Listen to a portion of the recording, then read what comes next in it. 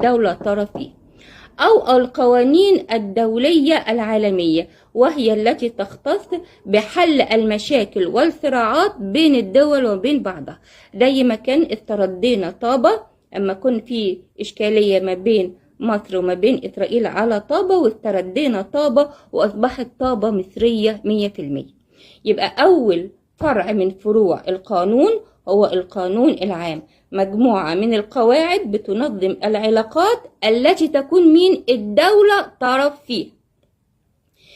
النوع الثاني من القانون هو القانون الخاص، هو مجموعة من القواعد التي تنظم العلاقات بين الأفراد بعضها وبعض.